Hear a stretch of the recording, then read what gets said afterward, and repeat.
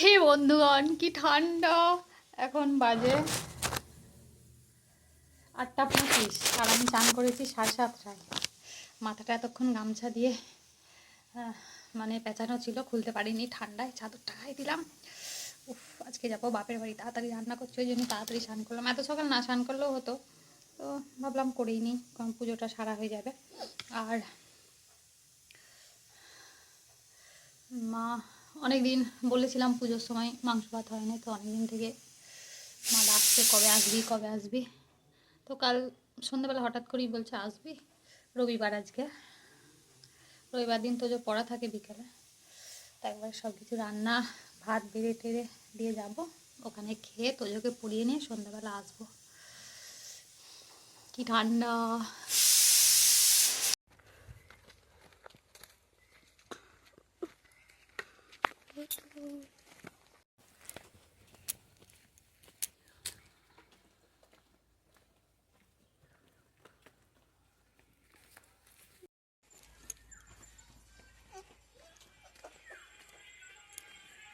এতক্ষণে মুড়ি খাচ্ছ আর খাচ্ছ কেন?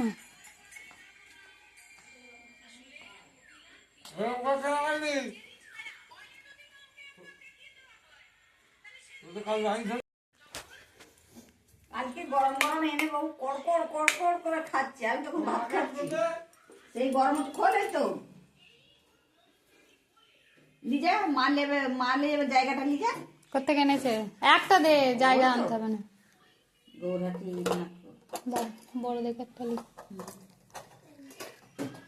সুদীপ দিয়ে গেল। অন আসবে। ভাতটা হয়ে গেল, এবার এগুলো মিশিয়ে চান করবো।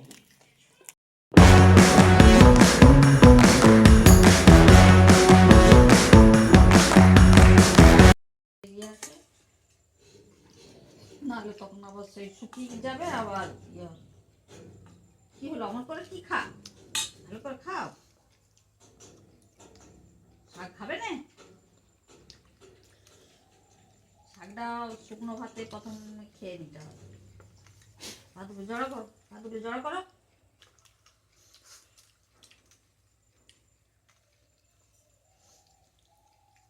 নুন ঝাল হয়েছে?